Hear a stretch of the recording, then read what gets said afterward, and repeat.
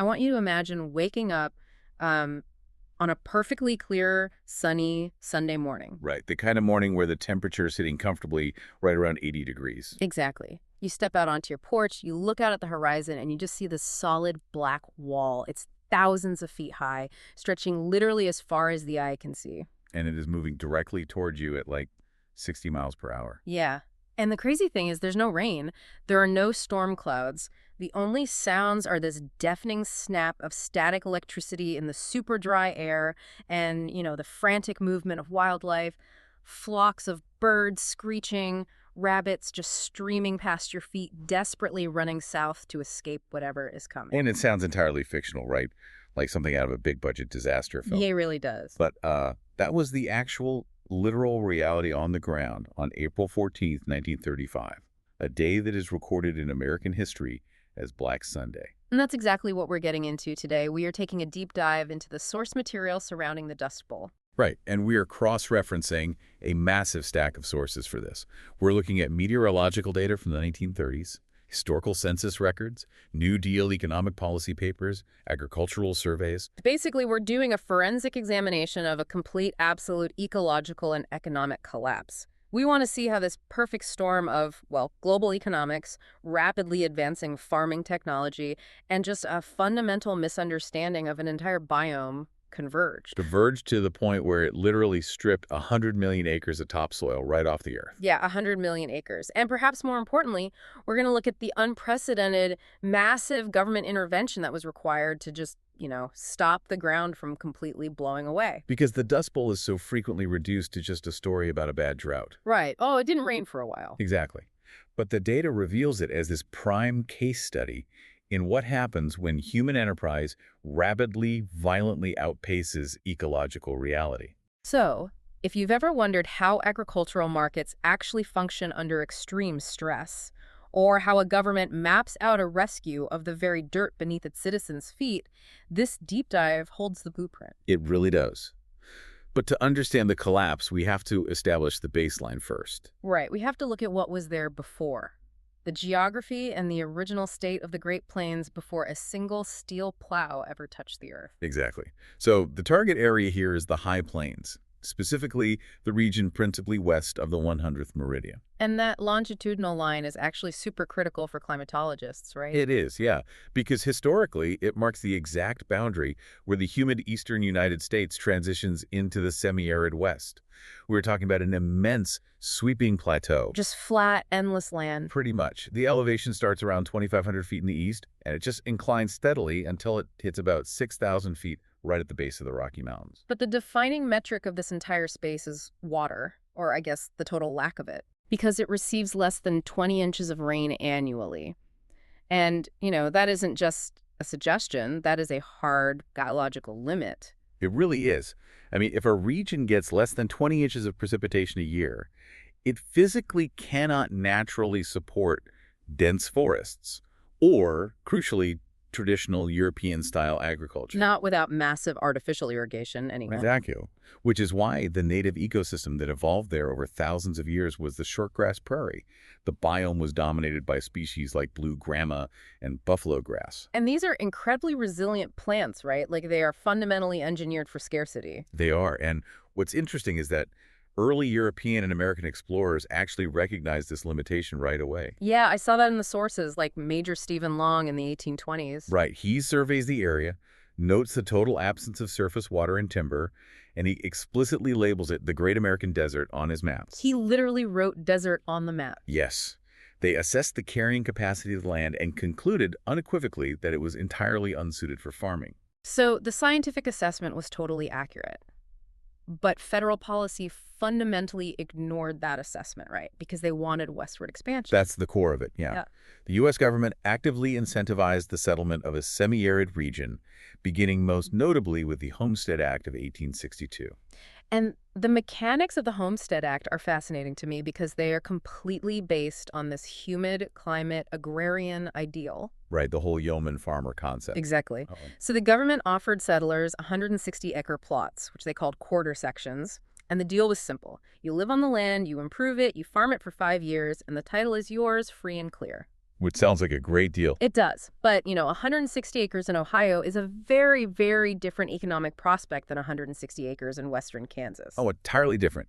That acreage is perfectly sufficient to support a family in a region that gets, say, 40 inches of annual rainfall. Yeah. But in the high plains, Yeah. 160 acres simply does not have the biological carrying capacity to sustain a family farm, especially the minute you hit a dry cycle. And the government eventually figured out this mathematical failure, didn't they? But instead of hitting the brakes on settlement, they just expanded the land grants. They completely doubled down. So you see the Kincaid Act of 1904, which offered massive 640-acre plots specifically to homesteaders in the really harsh terrain of western Nebraska. Wow, 640 acres. Yeah. And then the Enlarged Homestead Act of 1909 pushed the standard offer up to 320 acres across the rest of the Great Plains. So their strategy was basically, well, the land is bad, so let's just give them a lot more of it. Pretty much. And this policy collided with a highly deceptive meteorological anomaly. Right. Right around the turn of the 20th century, as these massive waves of settlers were arriving on the newly built railroads, the Great Plains entered an unusual, prolonged period of wet weather. Which is just a normal cycle for them, right? The region naturally has extended droughts followed by periods of unusual wetness. Exactly. But the settlers, who were operating without any long-term meteorological data, they experienced this temporary wet spell and they just assume, oh, this is the permanent baseline. And it went way beyond just an assumption. It evolved into this codified pseudoscience pushed by real estate promoters and railroad companies. They came up with that slogan, rain follows the plow. Which is just wild to think about today. The actual theory behind that phrase is astounding. Like, people genuinely argued that the physical act of breaking the sod and planting crops and building towns actually altered the atmosphere and permanently increased rainfall. Yes. They genuinely believed human cultivation was generating the wet weather. It's a textbook example of confusing correlation with causation. Right. All driven by economic incentive. Yep, they took a temporary localized weather anomaly and literally built long-term federal and agricultural policy around it. I look at that, and it's basically the equivalent of moving into a known desert during a freak 2-year rainstorm, throwing away all your water tanks, and building your entire economy on the assumption that you now live in a rainforest forever. That is a perfect analogy. And the government is actively funding the people moving there to do this. That captures the dynamic perfectly. Now, initially, the primary agricultural use of this land wasn't actually crop farming. Oh, really? What was it? It was open-range cattle ranching. The cattle could roam over these massive expanses of the shortgrass prairie, pretty much mirroring the historic grazing patterns of the native bison. Okay, that makes sense. But ranching has its own vulnerabilities. The sources indicate there was a massive turning point starting around the winter of 1886. Yes, exactly. So a series of brutally harsh winters hit, combined with a really sharp localized drought around 1890. And it just decimated the cattle herds. The open range model completely collapsed. So the landowners are looking at these massive die-offs of their herds. They're looking at the severe overgrazing that had already degraded the pasture, and they basically calculate that the risk is just too high now. Right. The risk-reward ratio was completely untenable, so the pivot was immediate. They began systematically tearing up the prairie to cultivate crops instead of ranching. Okay, so the psychological framework is in place. They believe the climate supports farming, right? Rain follows the plow, and the cattle industry has just proved too volatile. Exactly. But, transitioning from just grazing cattle to physically cultivating millions of acres requires an enormous catalyst. And the data points to an external shock far, far away from the American Midwest. World War I. World War I. The macroeconomic impact of World War I on global agriculture really cannot be overstated. When the conflict erupted, and particularly when the Russian Revolution disrupted all the massive grain exports coming out of the Russian Empire, the global supply of wheat just plummeted. Right. So supply drops, but demand remains super rigid because, well, entire populations still need to eat. Right. Soldiers need bread. Exactly. So commodity prices absolutely skyrocket, and the U.S. government, under the Food Administration, actually steps in to guarantee high prices for wheat just to ensure maximum production. And that profit incentive became totally irresistible. American farmers on the Great Plains responded to this massive market signal by dramatically expanding their cultivated acreage. And the rate of this expansion is so visible in the census data. Oh, it's staggering. Take the Llano Estacado, for instance. It's this massive plateau spanning eastern New Mexico and northwestern Texas The total area of cultivated farmland there literally doubled between 1900 and 1920. Doubled. Doubled. And then the data shows it tripled between 1925 and 1930. Tripled in 5 years. That is an exponential, almost violent reshaping of the landscape. But, you can't double or triple your farmland that quickly using horse-drawn plows. The labor costs alone would bankrupt a farmer. Right, which means the expansion was entirely dependent on a parallel revolution in agricultural technology. Mechanization. Mechanization. The timing perfectly aligns. You have the introduction of small, highly efficient gasoline tractors, and crucially, the widespread adoption of the combine harvester. And the combine harvester basically reaps and threshes grain in a single pass. Yeah, exactly. It fundamentally altered the economics of farming. Yeah. A single farmer operating a mechanized combine could manage massive acreage that previously required like a dozen hired farmhands. So the cost of labor per acre just drops off a cliff. It does. And because it was suddenly so cheap to farm at an industrial scale, farmers extensively deep plowed the virgin topsoil. And this is where the disaster really begins. It is, because to understand the ecological catastrophe this unleashed, we really have to look closely at the botanical mechanics of the native prairie grasses they were actively destroying. Yeah, let's get into that. Because the shortgrass prairie is not just surface vegetation. The true biomass of that ecosystem is almost entirely subterranean. Exactly. The root systems of native grasses, like the blue grama we mentioned, they extend incredibly deep into the subsoil, and they create this amazingly dense, complex matrix underground. In a semi-arid climate that is subject to high continental winds, the topsoil on the surface is inherently unstable.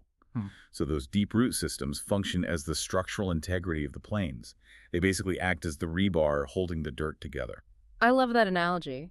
Thinking about it architecturally, the soil is the concrete and the native roots are the steel rebar matrix holding it in place. Exactly. And those roots also act as a massive sponge, right? Trapping and holding whatever sparse moisture actually falls during the year. Yes. So when farmers started utilizing gasoline tractors to pull these heavy steel moldboard plows through that virgin earth, they were systematically slicing through and killing that entire root matrix. They completely inverted the soil. They buried the protective surface matter and just exposed the pulverized subsoil directly to the air. It sounds like they were performing a massive surgical removal of the Earth's immune system. That's incredibly accurate. They strip away the moisture-trapping roots and leave the soil completely devoid of any structural integrity, just right as a plague is about to hit.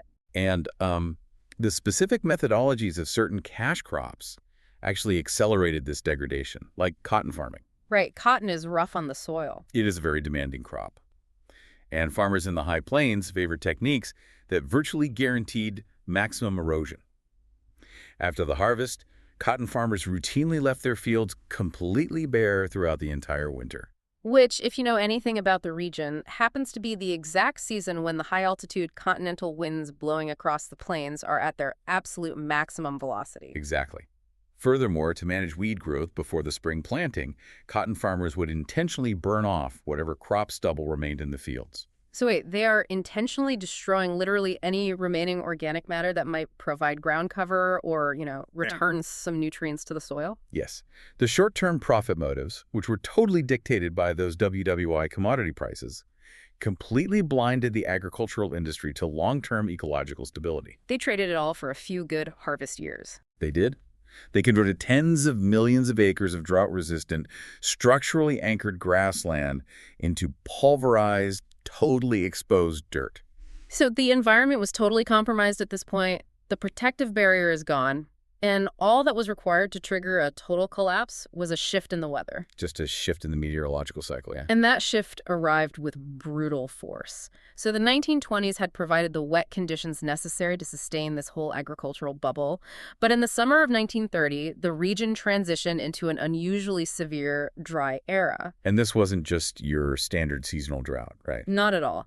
The historical climatology data shows that over the next decade, the Northern Plains experienced 4 of their 7 driest calendar years since 1895. The localized data is even more striking. Like, Kansas registered 4 of its 12 driest years on record during this single decade. Wow. And the region stretching south from Kansas down into West Texas recorded an absence of above-normal rainfall that lasted for more than a decade. It only really broke in 1941. I really want to focus on the actual mechanics of a drought of this magnitude because, it is easy to view a lack of rain as just bad luck.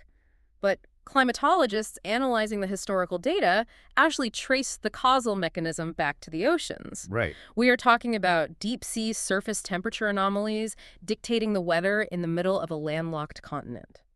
It is wild, but the atmospheric coupling is complex and highly measurable. Sea surface temperatures in the Atlantic Ocean demonstrated anomalies that had an indirect effect on general atmospheric circulation patterns. But the primary driver appears to have been anomalous sea surface temperatures in the Pacific Ocean. So this sounds like a manifestation of the La Nina effect, right? Where cooler than average waters in the equatorial Pacific influence the massive air currents that circle the globe. That mechanism is exactly central to the analysis. The Pacific temperature anomalies fundamentally altered the path of the jet stream, forcing it much further north. And what does that do to the Midwest? Well, this shift created massive, persistent, high-pressure atmospheric ridges right over the Great Plains. These high-pressure domes essentially act as an invisible atmospheric wall, and they physically deflect rain-bearing storm systems entirely away from the midsection of the U.S. So the atmosphere literally just refuses to yield moisture. Right. And down on the ground, the physical properties of the soil begin to change. Because without water, soil loses its cohesion. And since the farmers had already destroyed the rebar of the native grass roots we talked about, there is absolutely nothing holding the drought together. So under this persistent dry condition and baking sun, the topsoil just desiccates entirely. Yes, it became completely friable. The soil, the clumps of dirt held together by organic matter and moisture, they just broke apart. And the earth was reduced to a fine, powdery consistency, basically just individual particles of silt and clay resting loosely on the dead rock. The soil is completely pulverized. Right. And then the winds arrive. Right. The first major recorded storm of this era struck on September 14th, 1930, and the primary accounts from the period note this profound sense of disorientation among the population, because these were not typical sandstorms. Right. I mean, people living in arid or desert regions are familiar with sandstorms. Sure. But the particles in a sandstorm are relatively large and heavy. They blow low to the ground, they sting your skin, and they're usually a beige or reddish color. But the storms that began in 1930 on the plains were composed of microscopic topsoil particles. It's like talcum powder. Exactly. And because the particles are so light, the wind carries them thousands of feet into the air. The descriptions portray these clouds that were dark gray or even pitch black, rolling like a liquid wall across the landscape. And inside the storm, visibility didn't just drop to a few feet, it literally ceased to exist. Yeah, the suspension of that much particulate matter in the air creates absolute darkness. People reported being unable to see their own hands extended right in front of their faces at midday. That is terrifying. And as the drought deepened through 1933, these storms began stripping millions of tons of topsoil from states like South Dakota, rendering vast tracts of farmland permanently barren. But the event that forced this regional crisis onto the national stage occurred in May 1934, because this storm really demonstrates the sheer mechanical force of atmospheric transport. It does. It was a massive two-day weather event that lofted unimaginable quantities of Great Plains topsoil high into the troposphere. The high-altitude continental winds just caught these massive billows of dust, which are frequently referred to in the sources as black blizzards or black rollers, right? Yes, and it carried them relentlessly eastward. The meteorological data regarding the transport of this dust is just staggering. That May 1934 storm carried the soil all the way to Chicago. The estimated volume deposited on that single city was 12 million pounds of dust. 12 million pounds. I mean, the sheer physics of moving 12 million pounds of physical earth across 1,000 miles of airspace requires sustained, massive wind energy. It's basically the state of Oklahoma literally relocating to Illinois through the sky. That's exactly what it is. And Chicago was merely a waypoint. Right. 2 days later, that exact same dust cloud reached Cleveland, then Buffalo, Boston, New York City, and Washington, D.C. And the particular matter was so exceptionally fine that it bypassed standard weather stripping. It infiltrated well-sealed homes along the East Coast, coating furniture, food, and people's skin. And the atmospheric intrusion was so severe that during the winter months, the airborne dust mixed with precipitation to create literal red snow across New England. Reds. Yeah. And the dust literally landed on the desks of the politicians in Washington, D.C., which is a huge turning point, right? Because it is one thing for a disaster to ruin the economy of the Texas Panhandle. It is an entirely different political reality when the physical evidence of that disaster is invading the offices of the federal government. The ecological feedback loop was undeniable at that point, which sets the stage for the most infamous day of the entire era, April 14th, 1935, Black Sunday. The accounts of Black Sunday always emphasize the suddenness of the events, like the day began deceptively clear and unseasonably warm. People were outside, they were attending church, they were completely letting their guard down. Right. But weather systems are driven by temperature differentials, and a massive cold front originating in Canada was plunging south across the Dakotas. And the collision of that dense, frigid Canadian air mass with the superheated air resting over the Great Plains generated extraordinary wind shear. The cold front hit the plains, packing sustained winds of 60 miles per hour. And because the terrain was completely flat and completely devoid of any windbreaks at this point, there was absolutely nothing to slow the front down. Right, it acted like a giant plow moving across the pulverized earth. Exactly. And the friction of billions of dust particles rubbing against each other in the air generated massive static electricity charges. That snapping static and the fleeing wildlife were really the only warnings people had before the black wall hit them. And during this specific storm, an Associated Press reporter named Robert E. Geiger was stationed in Boise City, Oklahoma. Yeah, he had been assigned to cover the environmental devastation in what the press was vaguely calling the dust sector. So Geiger survives the storm, and he files a 3-part dispatch describing the experience. His editor at the AP Bureau in Kansas City, Edward Stanley, receives the copy over the wire. Right. And as Stanley is reviewing and editing Geiger's reporting for national distribution, he synthesizes the entire catastrophe into a 2-word phrase, Dust Bowl. And the phrase originally denoted the specific geographic footprint affected by the severe erosion. But, language adapts quickly, and Dust Bowl rapidly became the defining term for the entire multi-year catastrophe. It's such a perfect evocative name, but we also have to talk about the physical toll on the human body living inside that environment. It was severe. It is documented extensively in local archives. There's a March 1935 edition of the Spearman Reporter out of Texas that provides a stark assessment. The paper notes, and I'm quoting here, "Because of this long siege of dust and every building being filled with it, the air has become stifling to breathe, and many people have developed sore throats and dust colds as a result." Yeah, the medical reality was grim. Inhaling fine silica dust over prolonged periods leads to severe respiratory inflammation. Pneumonia, right. Exactly. Yeah. Historically referred to as dust pneumonia.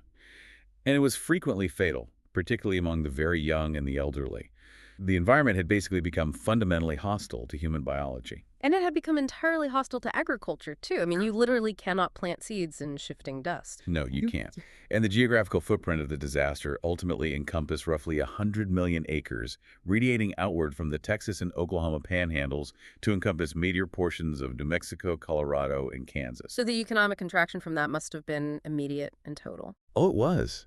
By 1936, the calculated agricultural and economic losses across the region reached a staggering $25 million per day. Wow, $25 million a day. And when you run those figures through an inflation calculator, you are looking at an economic engine bleeding the equivalent of $580 million every single day in $2025. It's a complete deflationary spiral. Because without crops to harvest, there was absolutely no income. Right. And without income, farmers defaulted on their mortgages.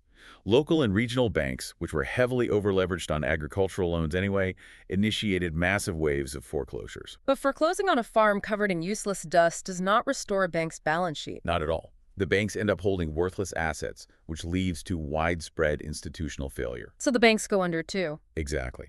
Families found themselves completely devoid of capital, stripped of their land, and entirely unable to sustain themselves. And the inevitable result of a total economic collapse is mass displacement.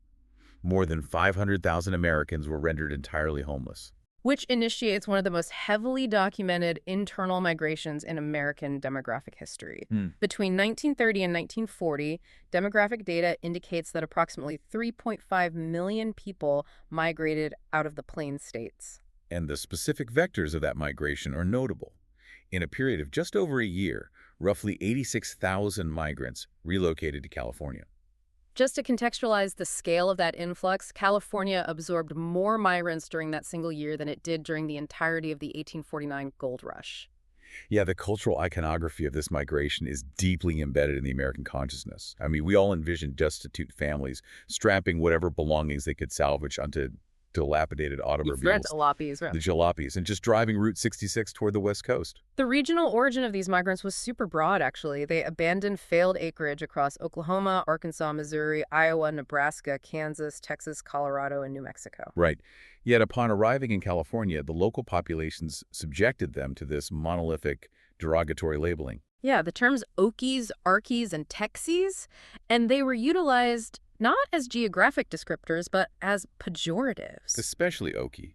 The term Okie metastasized into a universal slur applied to literally anyone displaced, impoverished, and seeking manual labor during the depths of the Great Depression. Because they arrived in California anticipating a robust agricultural sector, only to discover that the Great Depression had severely contracted the Western economy as well. Exactly. There just wasn't enough work. But, the data surrounding this specific migrant population reveals a huge divergence from the pop culture narrative, heavily influenced by works like The Grapes of Wrath. It really does. The historical reality totally challenges the assumption that the migration consisted entirely of destitute tenant farmers who possessed absolutely no skills beyond working the soil. Right. The Bureau of Agricultural Economics conducted a highly detailed occupation survey in 1939.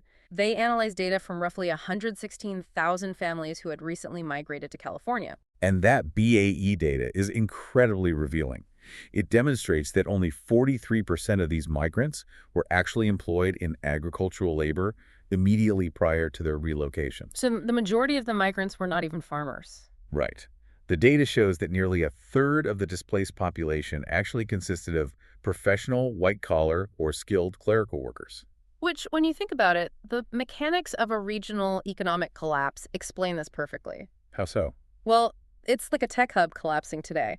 When the foundational industry of an area, in this case agriculture, fails entirely, the secondary and tertiary economies that support it collapse simultaneously. Oh, exactly. The domino effect. Yeah.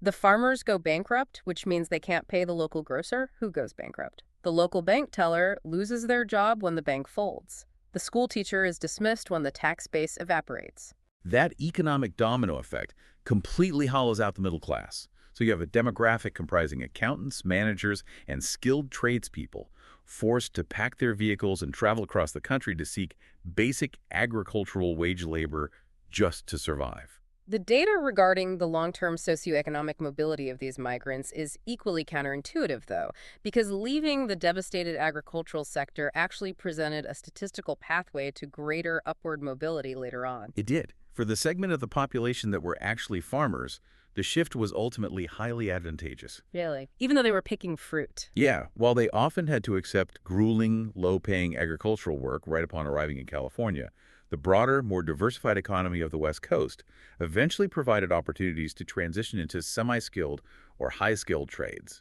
Ah. And those trades offered far higher earning potential than dryland farming on the plains ever could. But the trajectory for the white-collar professionals was different, though, right? Because a banker from Oklahoma isn't moving up the socioeconomic ladder by picking fruit in the Central Valley. Right. The data confirms that non-farmers experienced notable downward occupational mobility. However, that downward shift rarely pushed them into absolute destitution. Okay. A skilled professional might be forced into semi-skilled manual labor, which represented a severe drop in status and income for them, but it generally provided enough capital to sustain their families. So ultimately, the economic data suggests that the demographic cohort that migrated largely achieved better long-term financial stability than the population that stubbornly remained on the devastated plains. Exactly. And there is another major demographic assumption that the census data completely upends. What's that? The popular narrative suggests that the Dust Bowl triggered an unprecedented, massive spike in the sheer volume of people abandoning the South and the Midwest. Right, the mass exodus. But the raw numbers simply do not support that narrative. It is true that the outbound migration from the southern Great Plains was the highest of any region in the country during the 1930s. However, the total volume of people leaving was only marginally higher than the volume of outbound migration recorded during the 1920s. Wait, really? So The rate of exodus remained relatively stable. People were always leaving the plains. Exactly. The fundamental difference in the 1930s was that the Great Depression had paralyzed the broader national economy. Oh, I see. Because mobility requires capital. Yes, because the entire national economy was depressed, the typical flow of new migrants moving into the Great Plains completely ceased. Wow. So the population of the region plummeted not because of a massive spike in departures, but because the influx of new arrivals just dropped to absolute zero? The well just dried up. And it is also crucial to note that California was not the sole destination. The demographic flow maps indicate that a significant portion of the displacement was purely internal. Families simply migrated from the completely destroyed counties of the Dust Bowl to slightly more viable counties within the borders of their own states. Exactly. But regardless of where the people relocated, the federal government was facing an existential crisis. I mean, a massive expanse of the country was physically blowing away, the regional economy was hemorrhaging hundreds of millions of dollars, and the agricultural supply chain was deeply compromised. This necessitated a radical expansion of federal authority in land management. It absolutely did. The New Deal administration under President Franklin D. Roosevelt recognized immediately during his first 100 days in office in 1933 that local and state governments totally lacked the resources and jurisdictional authority to halt a continental-scale ecological collapse. The federal response required creating entirely new bureaucratic architectures. In August 1933, Interior Secretary Harold L. Eitz established the Soil Erosion Service. And he placed it under the direction of Hugh Hammond Bennett, who was an early pioneer in the science of soil conservation. And Bennett understood that you cannot fix an ecosystem if you don't know exactly what is broken. The logistical undertaking of the Soil Erosion Service, which was later transferred to the Department of Agriculture and rebranded as the Soil Conservation Service, was decades ahead of its time. It really was, because to execute a targeted intervention, they needed precise data. The agency heavily utilized early aerial photogrammetry. They actually deployed aircraft to photograph millions of acres from the sky. Right, allowing cartographers to generate incredibly detailed, highly accurate soil maps of the entire Great Plains. They mapped the precise boundaries of the degradation to determine exactly where to deploy their resources. But engineering the soil is a long-term project, and the administration also had to immediately stabilize the collapsing agricultural markets right then and there. Yes, and the microeconomics of commodity markets dictated some extreme, highly controversial interventions under the Agricultural Adjustment Act, or the AAA. The federal intervention into the livestock market really illustrates the severity of this crisis. Because to arrest the catastrophic plunge in agricultural prices, the federal government initiated a program that paid farmers to systematically slaughter more than 6 million pigs. 6 million pigs. And the optics of that policy are just brutal. Yeah, at a time when unemployment is massive and citizens are literally standing in breadlines, the government intentionally orchestrates the mass destruction of millions of animals simply to manipulate market prices. It was a ruthless application of supply and demand economics. The market was suffering from an extreme glut. The surplus of livestock was so massive that the market price for meat had dropped below the physical cost of transporting the animals by rail. Let alone feeding them. Exactly. Farmers were actively losing money every single time they brought an animal to market. So the government's objective was to artificially crush the supply. By destroying millions of pigs, they removed the surplus from the equation, which immediately caused the market price for the remaining livestock to rise, saving the foundational agricultural economy from total bankruptcy. And to be fair, the program was not entirely wasteful. The administration utilized the meat from the slaughtered animals. The government financed the processing and packing of the meat and then directed it into relief channels. They established the Federal Surplus Relief Corporation, the FSRC. And the mechanics of the FSRC essentially functioned as a massive government-run supply chain for the impoverished. They didn't just handle pork, right? No, they acquired massive surpluses of apples, beans, canned beef, flour, and even raw cotton. They processed these commodities and distributed them directly to local and state relief organizations to feed and clothe the unemployed. President Roosevelt actually directly addressed the public regarding this program in a 1935 speech. He laid out the grim biological reality of the drought. The lack of forage and water meant that millions of these animals were destined to just slowly starve to death on the open range anyway. FDR's argument was highly pragmatic. He asserted that the government intervention prevented millions of thin, suffering animals from rotting in the dirt and instead resulted in millions of heads of livestock being processed, canned, and utilized to feed his starving nation. And the government applied a very similar framework to the cattle industry. In 1935, they organized the Drought Relief Service to manage the dying herds. Right. In counties officially designated as emergency zones, the federal government intervened as the buyer of last resort. They started purchasing starving cattle directly from farmers for $14 to $20 a head. And that injection of federal capital was really the only thing standing between thousands of farmers and absolute insolvency. The local market simply could not offer those prices. Not at all. And the logistics of the cattle program were highly regimented. Government inspectors evaluated every single animal. At the inception of the program, the biological degradation of the herds was so severe that over 50% of the cattle purchased in emergency areas were deemed totally unfit for human consumption and were immediately destroyed. Wow, half of them. Yeah, but the cattle that passed inspection were transferred to the FSRC to augment the national food supply. Okay, so the Roosevelt administration successfully stabilizes the immediate economic freefall. But the structural issue, the exposed, pulverized soil, still remains. It's still blowing the way. Exactly. So to physically anchor the Great Plains, FDR deploys the Civilian Conservation Corps, the CCC, to execute a massive terraforming project known as the Great Plains Shelter Belt. And the shelter belt was basically an exercise in applied fluid dynamics on a continental scale. The strategy involved planting a massive, coordinated network of trees stretching all the way from the Canadian border down to Abilene, Texas. They mobilized workers to plant over 200 million trees across private land. They primarily utilized drought-resistant species, like cottonwoods and red cedars. Because the physics behind a windbreak are actually highly effective. A dense line of trees creates a permeable barrier that physically forces the wind up and over the canopy. Right, it creates a wind shadow. Exactly, a wind shadow on the leeward side of the trees, significantly reducing the wind velocity at ground level. By slowing the wind down, you drastically reduce the kinetic energy available to lift the topsoil, and you simultaneously reduce the rate of moisture evaporation from the earth. It's so smart. But planting trees only solves half the equation.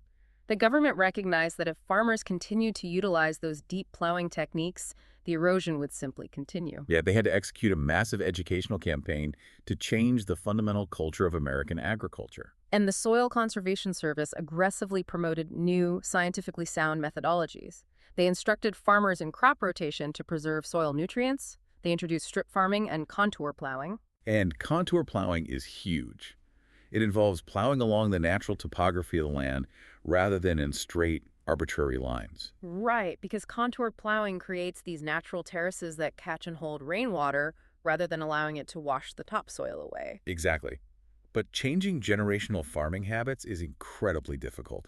When education failed to persuade skeptical farmers, the federal government deployed direct financial incentives. They literally purchased compliance. They did. The government offered farmers a direct subsidy of $1 per acre, which is roughly equivalent to $22 per acre in 2025, if they agreed to implement the newly designed conservation techniques. That feels so counterintuitive. Like, paying farmers to farm better is basically like paying someone to stop hitting themselves in the face. I know, but it represents a profound evolution in federal policy.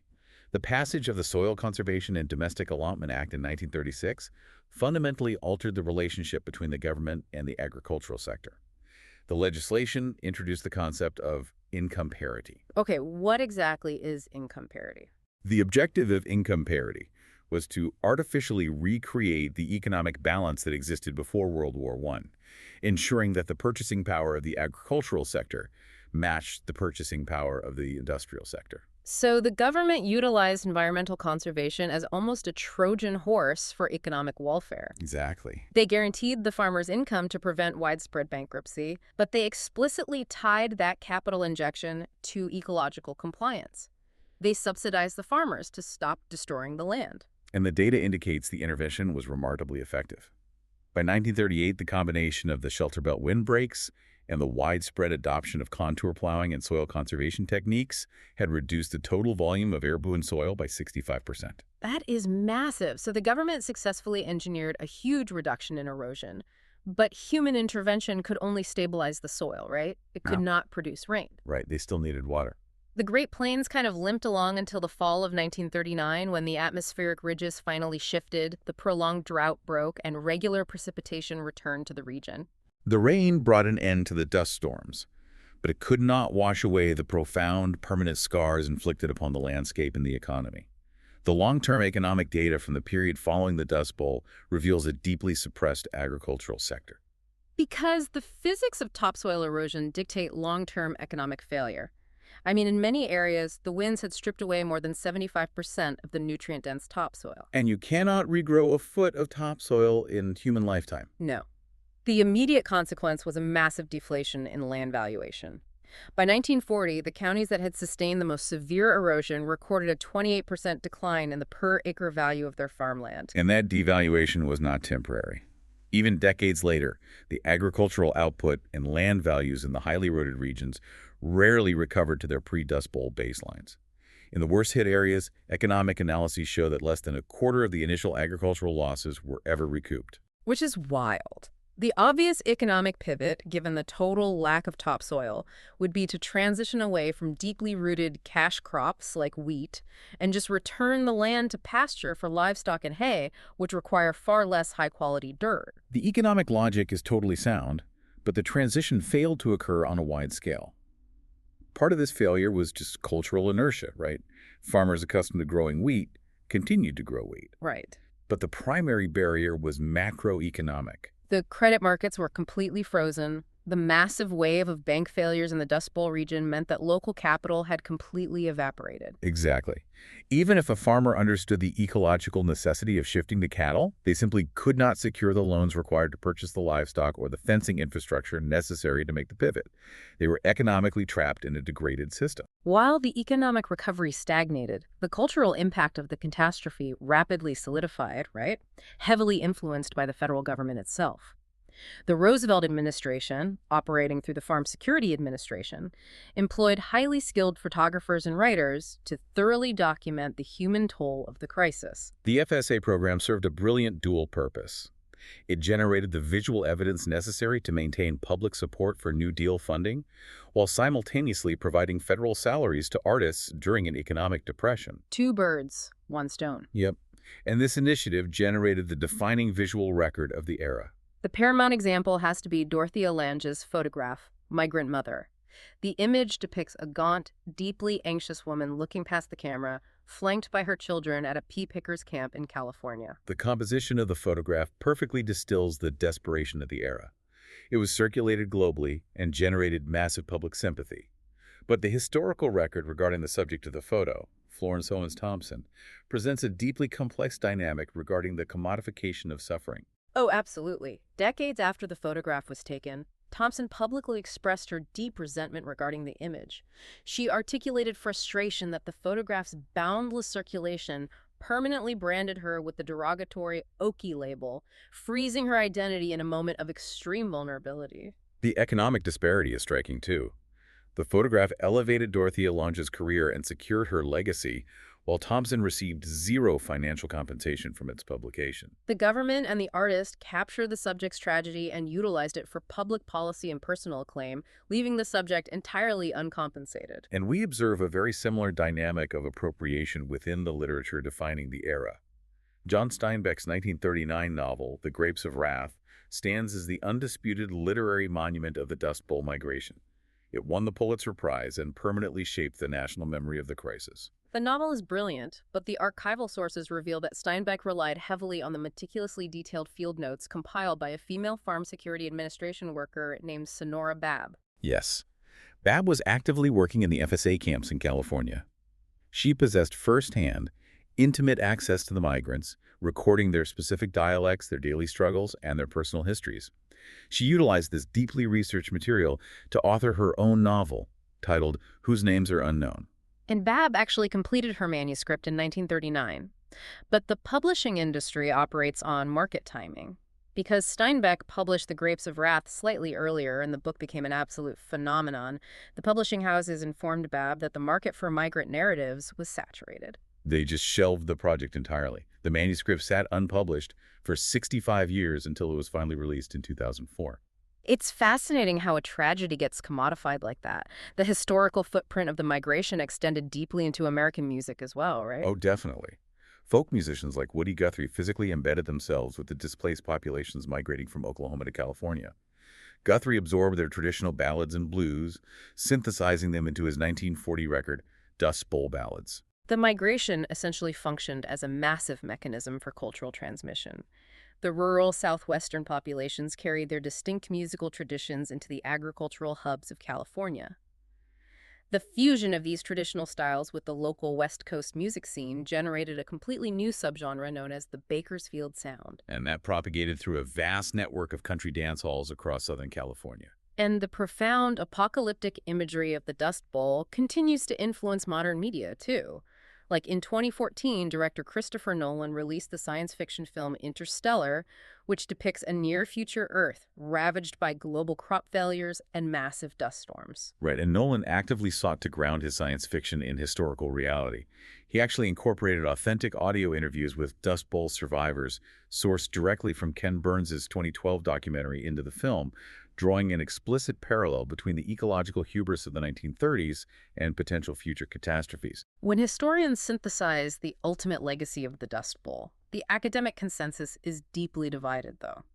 Our sources highlight two really contrasting analytical frameworks. Let's start with historian Matthew Bonifield.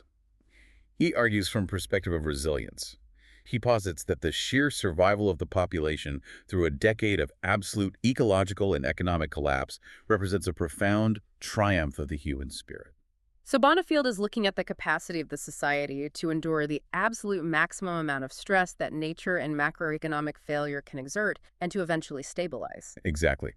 Conversely, environmental historian Donald Worster presents a highly critical, deeply pessimistic analysis. In the mid-1970s, Worcester returned to the specific counties in the Great Plains that had suffered the most severe devastation during the 1930s to observe the long-term adaptation of the agricultural sector. Worcester evaluates the modern landscape, and he doesn't see a society that learned to live within the biological limits of the semi-arid prairie, does he? Not at all. He observed an ecosystem totally dominated by capital-intensive agribusiness. The landscape was defined by the massive application of artificial fertilizers, synthetic pesticides, and colossal harvesting machinery. And most critically, he observed the widespread utilization of deep well irrigation systems, pumping millions of gallons of water directly out of the underground aquifers to artificially sustain the crops. Right. And the farmers operating these systems assured Worcester that the integration of advanced technology had permanently solved the problem, guaranteeing that the severe erosion of the 1930s could never return. But Worcester categorically rejected that premise. His thesis argues that American capitalist agriculture absorbed zero ecological lessons from the Dust Bowl. In his analysis, they did not discover a sustainable method for cultivating a semi-arid desert. No, they merely identified a highly subsidized, technologically advanced mechanism to temporarily cheat the climatological reality. So, synthesizing this massive stack of historical and economic data, the overarching reality is stark. The Dust Bowl was the inevitable physical manifestation of global economic incentives colliding with unregulated, highly mechanized technology deployed by a society that completely misunderstood the ecological baseline of the land they were exploiting. It required the federal government to construct entirely new bureaucracies, execute unprecedented interventions in the free market, and physically engineer the landscape just to prevent the complete desertification of the American midsection. The catastrophe provides a highly detailed, historically documented blueprint of the precise threshold where human ambition breaks an ecosystem and the monumental effort required to attempt a repair. It really is a profound warning. Which leaves us with a critical, unresolved variable directly connected to Donald Worcester's environmental critique. If you travel through the Great Plains today, the landscape appears verdant and highly productive. But that productivity is structurally dependent on massive deep well irrigation, drawing relentlessly from ancient subterranean water reserves like the Ogallala Aquifer. And those aquifers are essentially reserves of fossil water. The extraction rate vastly exceeds the natural replenishment rate. The math dictates an eventual conclusion. If the catastrophe of the 1930s definitively proved the pseudoscientific theory that rain follows the plow to be entirely false, what is the economic and ecological outcome when those subterranean aquifers are finally exhausted? Did the integration of advanced irrigation technology actually solve the fundamental problem of farming a semi-arid region, or did we merely purchase a century-long delay before the next collapse? Examine the system sustaining the world around you. Thanks for joining us on this deep dive.